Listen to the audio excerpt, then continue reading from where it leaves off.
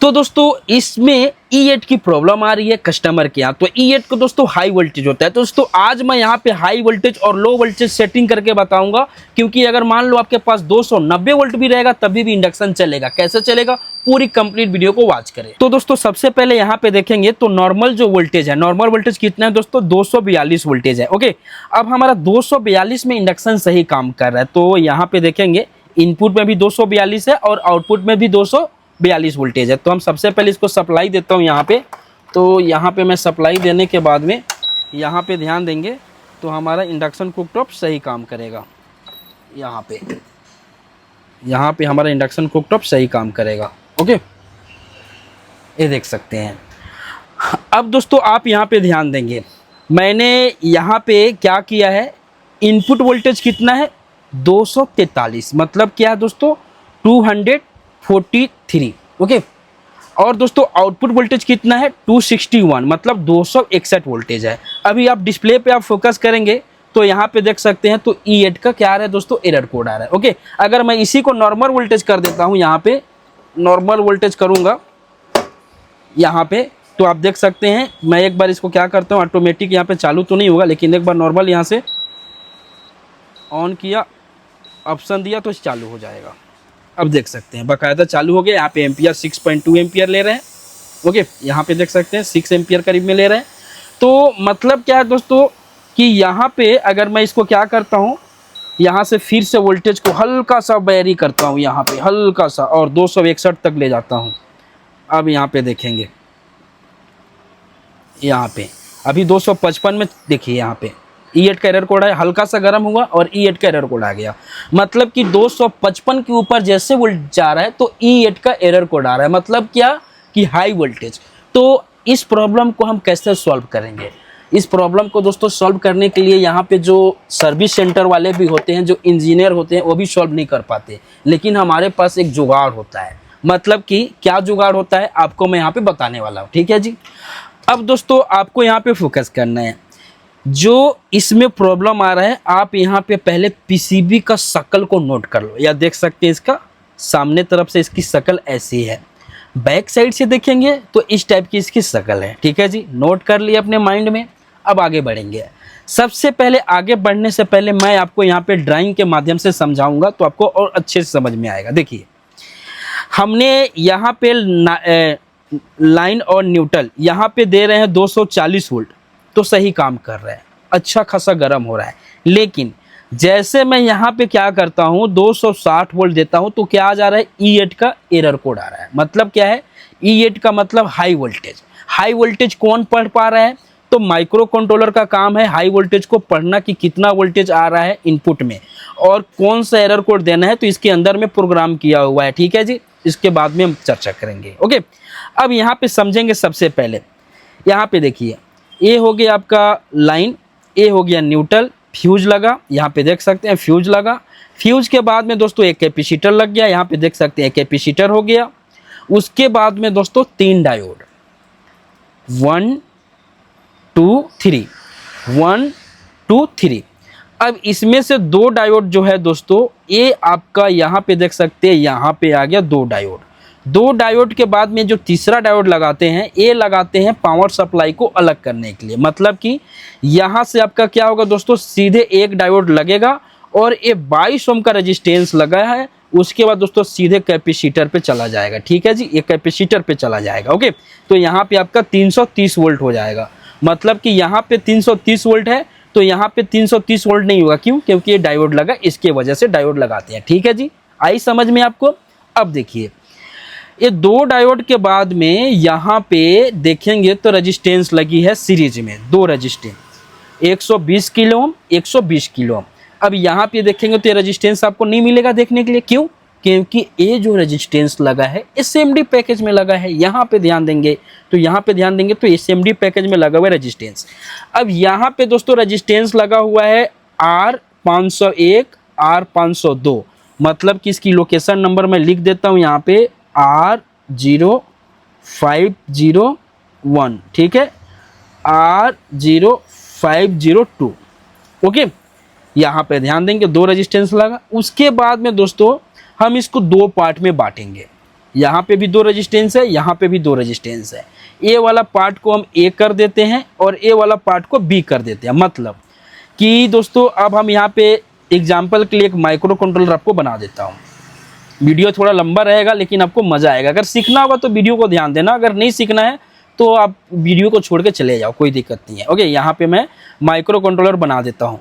16 pin का micro controller cum से कम होता है दोस्तों इंडक्शन कुकटॉप में। अब यहाँ पे सबसे पहले ध्यान देंगे दोस्तों। ओके, क्या ध्यान देना है यहाँ पे दोस्तों, यहाँ पे हमारा बी वाले सेक्शन पे 120 किलो ओम, 120 किलो ओम, फिर 10 किलो ओम यहाँ पे रेजिस्टेंस लगा। और दोस्तों यहाँ पे डिवाइडर बनता है, मतलब कि एक ग्राउंड के साथ में रेजिस्टेंस लगता है और उसके बाद डिवाइडर बनता है। और ये माइक्रो कंट्रोलर के 9 नंबर पिन पे, ओके, ये 9 नंबर पिन पे दोस्तों आपका 3.5 वोल्ट चला गया। ये आपका दोस्तों जो 3.5 वोल्टेज है ये लो वोल्टेज के लिए चला गया। ठीक है, इस पिन पे अगर 3.5 मिलेगा, 3 वोल्ट से लेके 3.5 वोल्ट तक मिलेगा, मतलब सही काम करेगा। फिर दोस्तों हाई वोल्टेज के लिए हम ध्यान देंगे, तो यहाँ से लेके 120 किलो ओम लगा, फिर 120 किलो ओम लगा, फिर यहाँ से दोस्तों 1.5 का रेजिस्टेंस लगा और यहाँ पे डिवाइडर बना। डिवाइडर बनने के बाद में दोस्तों सीधे हमारा आईसी के 13 नंबर पिन पे, मतलब कि ये 9 नंबर पिन हो गया, 10, 11, 12, 13 नंबर पिन पे 1.5 वोल्ट होना चाहिए। कब? जब आपके पास AC 240 होगा तब। जब वोल्टेज वेरी होता है, मतलब कि मान लो मैंने 260 कर दिया, तो माइक्रो कंट्रोलर पे कितना वोल्टेज हो जाएंगे? ये आपका 4 वोल्ट के करीब में हो जाएगा, ये आपका 2 वोल्ट के करीब में हो जाएगा। ओके, ये दोस्तों ये जो भी कैलकुलेशन होता है इसके हम डिवाइडर से, नॉर्मली क्या होता है जैसे यहाँ पे रेजिस्टेंस लगा, उसके बाद 10 के रेजिस्टेंस लगा, फिर दोस्तों यहाँ पे रेजिस्टेंस लगा के हम इसके हिसाब से यहाँ पे ग्राउंड डिवाइडर बनाते हैं। ओके, जो ये ड्राइंग में आपको नहीं दिखाया हूँ, उसके बाद हम कैलकुलेशन करते हैं तो इतना ही वोल्टेज होती है। ठीक है जी, तो इस टाइप का। अब हम प्रॉब्लम को सॉल्व कैसे करना है? तो प्रॉब्लम को सॉल्व कुछ नहीं करना है, हम डिवाइडर का रेजिस्टेंस चेंज करेंगे तो वोल्टेज तो हो जाएगा, लेकिन हम उतना नहीं कोचा कोची नहीं करेंगे। मतलब कि हम उतना समझ लो कोचा कोची वाला काम नहीं करेंगे, आसान वाला आपको काम बताने वाला हूँ। यहाँ पे दोस्तों सबसे पहले लोकेशन नंबर आप ध्यान देंगे, R0501, मतलब यहाँ पे R0501 है। यहाँ पे 120 किलो ओम का रेजिस्टेंस लगा हुआ है। आप कुछ मत करो, कस्टमर को बोल दो कि आपका इंडक्शन 290 में भी चलेगा, कोई दिक्कत नहीं है। ठीक है जी, यहाँ पे आप 330 किलो ओम का रेजिस्टेंस लगा दो। क्या करोगे दोस्तों? 330 किलो ओम का रेजिस्टेंस लगा दो तो आपका प्रॉब्लम सॉल्व हो गया। अब दोस्तों आपको मैं प्रॉब्लम सॉल्व करके भी दिखा रहा हूँ। ये रेजिस्टेंस हटा के 330 के लगाऊंगा। पहले 260 270 में नहीं चल रहा था, मैं 270 280 में आपको इंडक्शन कुकटॉप चला के दिखा रहा हूँ। ठीक है जी, देखिए दोस्तों यहाँ पे आपको मैंने लोकेशन बताया। ओके, यहाँ पे देख सकते हैं 1203, मतलब 120 किलो ओम, लोकेशन नंबर है R051। ओके, इस टाइप का रेजिस्टेंस दोस्तों आपको सैंपल बुक इसको बोलते हैं, मेरे पास अवेलेबल मिल जाएगा दोस्तों। अगर आप लेना चाहते हो तो मेरा वेबसाइट है www.rajinduction.com, नहीं तो दोस्तों आप मेरा व्हाट्सएप पे कर सकते हो। नहीं, अगर आप मान लो बिलासपुर के आसपास में हो तो मेरे शॉप से भी आके ले सकते हो। ठीक है जी, यहाँ पे एक रेजिस्टेंस को मैं काट लेता हूँ यहाँ से और इसको हटा देता हूँ। अब यहाँ से दोस्तों सबसे पहले रेजिस्टेंस को मैं हटा देता हूँ।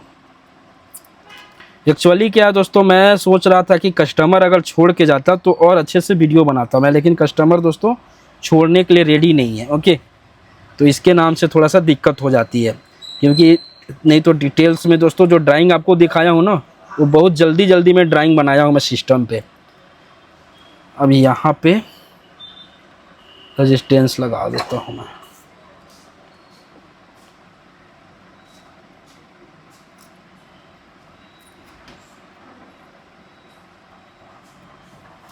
रेजिस्टेंस लगा दिया, कोई वोल्टेज को हम चेक नहीं करेंगे, सीधे अपने सिस्टम पे जाएंगे। ओके, इस सिस्टम के बारे में भी बता दूंगा दोस्तों कैसे काम करता है। बहुत पहले से बनाया था, लेकिन अब पहली बार आपको वीडियो में दिखा रहा हूँ, क्योंकि पहले घर से मैं काम करता था, जगह नहीं थी, अभी शॉप में ला के रखा हूँ, तो इसके बारे में दिखाऊंगा दोस्तों। यहाँ पे लगा देता हूँ मैं, क्योंकि पहले मैं बहुत परेशान होता था जब कस्टमर ऐसे प्रॉब्लम को कंप्लेन करता था। उसके बाद मैंने दोस्तों ऐसा सिस्टम को तैयार करवाया। अब यहाँ पे ध्यान देंगे, सबसे पहले सप्लाई देते हैं। सेम था पहले, इतना वोल्टेज में हमारा इंडक्शन कुकटॉप नहीं चल रहा था, हमको इसमें चला के दिखाना है आपको। ठीक है, अब यहाँ पे देखते हैं, सीरीज में है, मेटल को सेंस किया। अब देख सकते हैं हमारा इंडक्शन कुकटॉप यहाँ पे 5 एम्पियर ले रहा है। पहले क्या हो रहा था कि नहीं चल रहा था। ओके, क्या हो रहा था, E8 का एरर कोड आ रहा था।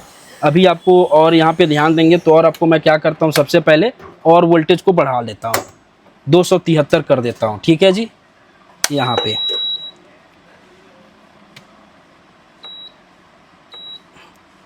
पे देख सकते हैं बकायदा 273 में भी चल रहा है, कोई दिक्कत नहीं है। अगर और चाहोगे तो और वोल्टेज बढ़ा के आपको चला के दिखा देता हूँ। ठीक है जी, यहाँ पे 300 वोल्ट में देखते हैं क्या हो रहा है।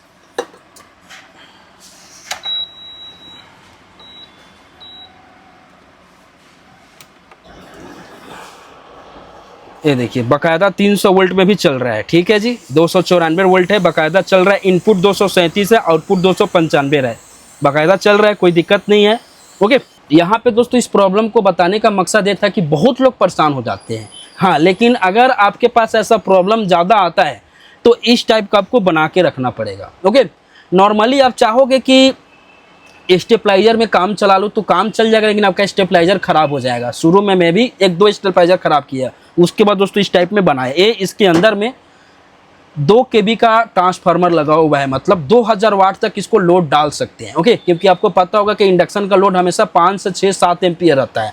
डीमर तो बहुत किसी के पास में होगा, तो डीमर से भी काम चला सकते हो, वैसा नहीं है। ये मार्केट में आसानी से मिल जाती है, कम से कम 10 एम्पियर का आपके पास डीमर होना चाहिए। ठीक है जी, तो मिल जाती है। लेकिन क्या होता है दोस्तों, ये अपने हिसाब से 300 वोल्ट तक मैंने इसको बनाया था, और कम से कम में ध्यान देंगे कि कम से कम में कितना में चल रहा है मेरा इंडक्शन कुकटॉप। ठीक है जी, एक बार कम से कम में यहाँ पे ध्यान देते हैं।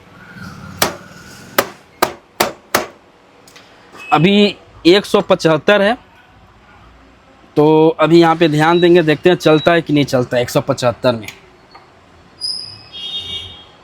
ये देख सकते हैं बकायदा 175 वोल्ट में भी चल रहा है। इनपुट 240 है, आउटपुट 174 वोल्ट है, बकायदा चल रहा है, कोई दिक्कत नहीं है। ठीक है जी, यहाँ पे ध्यान दे सकते हैं। ये देखिए। ओके, तो मतलब दोस्तों आपको मैं यही है कि जब भी आप कस्टमर को दोगे तो इनपुट और आउटपुट दोनों को चेक करके ही कस्टमर को आपको देना है। ओके, तो एक छोटी सी प्रॉब्लम थी दोस्तों, प्रॉब्लम आपको समझ में आई होगी। अगर नहीं समझ में आई होगी तो मेरे पास एक और पीसीबी है दोस्तों, जो बाहर से आया हुआ है। ओके, उसमें भी वैसे ही प्रॉब्लम है, उसमें E2 का एरर कोड आ रहा है। लेकिन वो पीसीबी जो मैकेनिक भाई मेरे को भेजे हैं, वो बाकायदा बोले हैं कि इसका वीडियो नहीं बनाना, यूट्यूब पे नहीं डाल रहा है, पता नहीं क्यों ऐसा। ओके, तो अगर दोस्तों मान लो कि इस टाइप का आप काम सीखना भी चाहते हो, ऑनलाइन काम सीखना चाहते हो, आपको बेसिक आता है, आप थोड़ा बहुत काम करते हो, आपको मल्टीमीटर से वोल्टेज चेक करने आना चाहिए, तो दोस्तों ऑनलाइन बहुत कोई बोलता है, कितने लोग चाह रहे हैं कि ऑनलाइन काम सीखूं, कमेंट करना, तो मैं फिर से ऑनलाइन कोर्स को यहाँ पे शुरू कर दूंगा। आपको वीडियो के माध्यम से ही मैं सिखा पाऊंगा। ओके, बाकी आपको वहाँ पे प्रैक्टिस करनी पड़ेगी। तो दोस्तों अगर आपको घर बैठे इलेक्ट्रॉनिक्स कंपोनेंट की जरूरत पड़ती है, आपको अगर मंगानी है तो कैसे ऑर्डर करें, तो सबसे पहले गूगल में जाना है www.rajinduction.com पे। वहाँ पे दोस्तों बहुत सारे कंपोनेंट अवेलेबल हो जाएंगे। अब उसको ऑर्डर कैसे करना है, खरीदना कैसे है, तो कुछ नहीं करना है, वहाँ पे जाएंगे IGBT पे, और IGBT का जैसे ओपन होगा तो यहाँ पे दोस्तों बाई व्हाट्सएप का ऑप्शन आएगा, उसको एक बार क्लिक करना है और सीधे मेरे व्हाट्सएप से कनेक्ट हो जाएंगे। आपको जितना पीस चाहिए वहाँ पे दोस्तों आपको क्वांटिटी डालनी है, उसके बाद दोस्तों एक कोटेशन मिलेगा और उसके हिसाब से आपको पे करनी है। 7 से 10 दिन के अंदर में आपको घर बैठे कंपोनेंट मिल जाएगा। अगर मेरे ऊपर विश्वास है दोस्तों तो आपको पहले पे करना पड़ेगा। थैंक्स फॉर दोस्तों।